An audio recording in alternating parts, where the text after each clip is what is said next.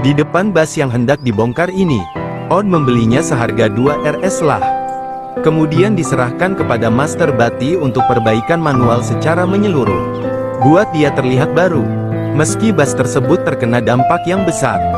Tapi apa yang dilihat para master di mata mereka hanyalah sebuah goresan kecil. Selama masih ada garis besarnya, tidak ada mobil yang tidak dapat diperbaiki. Meskipun seluruh proses perbaikan rumit dan tidak praktis, ini hampir sama dengan membangun kembali mobil. Namun Master Bati terkenal sebagai ahli perawatan. Ingin melakukan perbaikan, langkah pertama adalah menghapus semua bagian. Kebanyakan bas di Pakistan dibuat dengan tangan. Kenyamanan perawatan tidak sepenuhnya dipertimbangkan selama produksi. Kursi-kursi di dalam mobil semuanya diperbaiki dengan pengelasan. Oleh karena itu, perlu menggunakan penggiling sudut untuk melepaskan sambungan solder asli selama proses pembongkaran. Hanya dengan melepas seluruh kursi, hanya ahli yang dapat melakukan perbaikan rangka. Setelah 2 hari pembongkaran yang hati-hati, kini hanya tersisa sasis bas yang bisa dikendarai.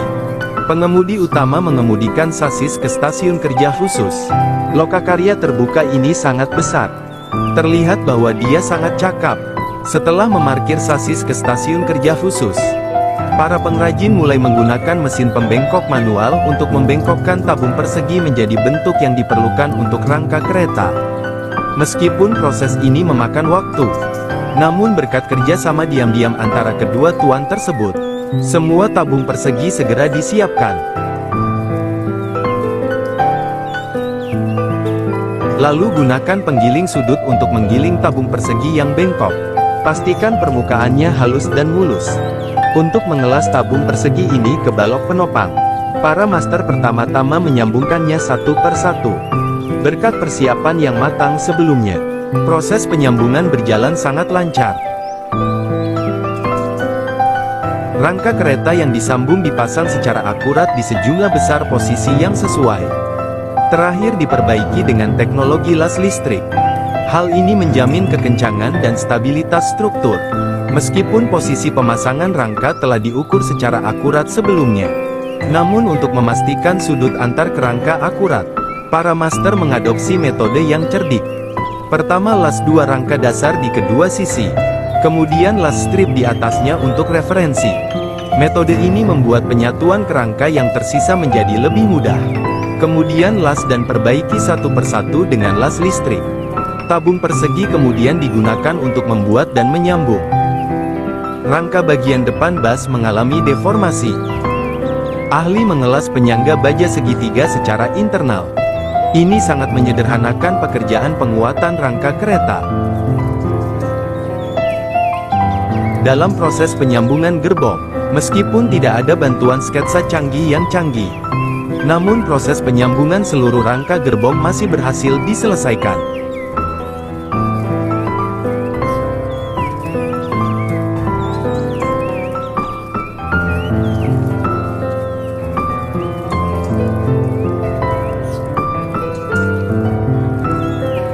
Langkah selanjutnya, para pengrajin mulai memasang lembaran besi bagian atas.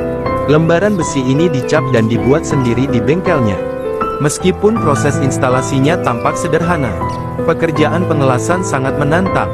Ini mengharuskan master untuk memiliki pengalaman pengelasan minimal 3-5 tahun. Karena itu perlu dipastikan sambungannya kencang dan bebas bocor selama proses pengelasan. Sifat lembaran besi yang lemah menambah kerumitan dalam pengelasan. Karena itu, pekerjaan mengelas lembaran besi di samping atap memakan waktu seharian penuh bagi para pengrajin.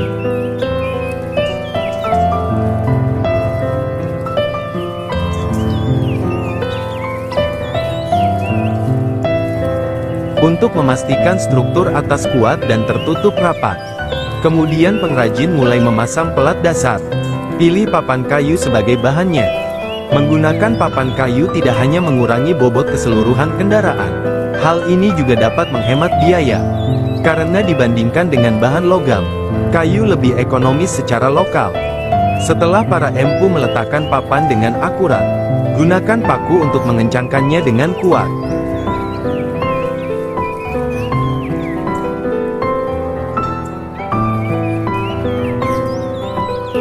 Pastikan stabilitas dan daya tahan pelat dasar. Saat kamera mengarah keluar mobil, kami melihat pekerjaan pelapisan bagian luar mobil dengan lembaran besi telah dimulai secara diam-diam. Pintu belakang ini juga terbuat dari besi lembaran. Proses instalasinya relatif sederhana, cukup ikuti posisi preset dan las. Namun, pemasangan panel tetap di bagian samping kendaraan lebih menantang. Ahli harus menggunakan penggaris untuk mengukur kelengkungan roda ban secara akurat. Dan gunakan palu dan pahat untuk menghilangkan kelebihannya setelah penandaan selesai.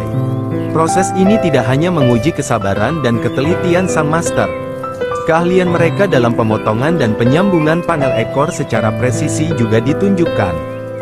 Pengelasan dan perbaikan merupakan langkah kunci dalam tahap ini. Seorang master bertanggung jawab untuk menekan posisi tetap untuk menjaga stabilitas. Sementara master lain mengoperasikan peralatan las untuk pengelasan.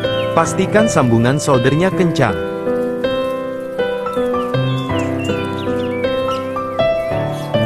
Pada saat yang sama, untuk meningkatkan efisiensi kerja, kelompok pengrajin lainnya telah mulai mengelas bagian depan mobil, termasuk pemasangan rangka lampu mobil.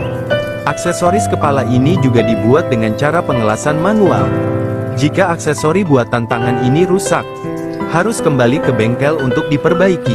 Saat ini, wujud bas sudah terlihat jelas. Para pengrajin mulai memproses permukaan yang dilas dengan hati-hati. Oleskan selapis dempul secara merata. Langkah ini untuk mengisi celah kecil dan ketidakrataan pada sambungan las. Pastikan kehalusan permukaan secara keseluruhan.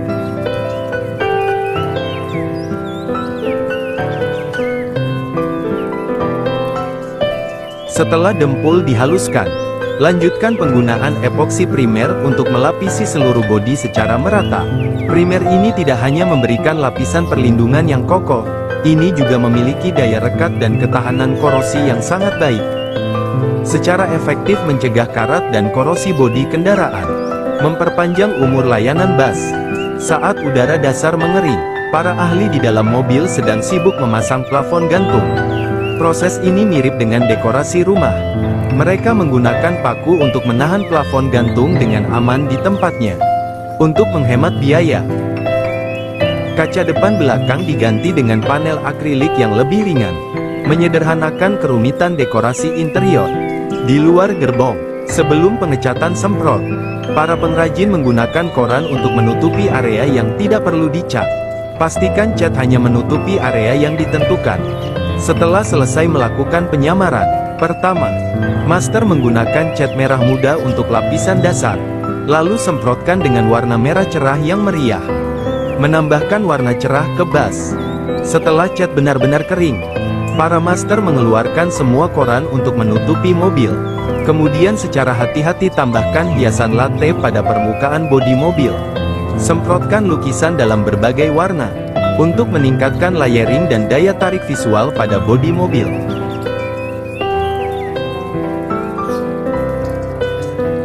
Dengan stiker dekoratif untuk pemilik mobil, font indah dan efek gradien pada bodi mobil ditampilkan dengan indah.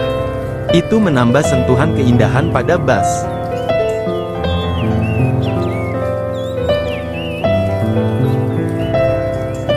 Setelah dekorasi eksterior selesai, para pengrajin mulai memasang kursi untuk menjamin keselamatan dan kenyamanan penumpang. Kursi dilas ke bagian dalam mobil, meski tidak ada jumlah kursi tertentu yang harus dipasang. Namun tujuannya adalah untuk memaksimalkan jumlah kursi.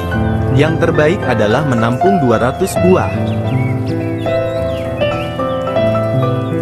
Untuk mengatasi lalu lintas penumpang yang tinggi, setelah semua kursi terpasang, struktur utama bas pada dasarnya sudah selesai.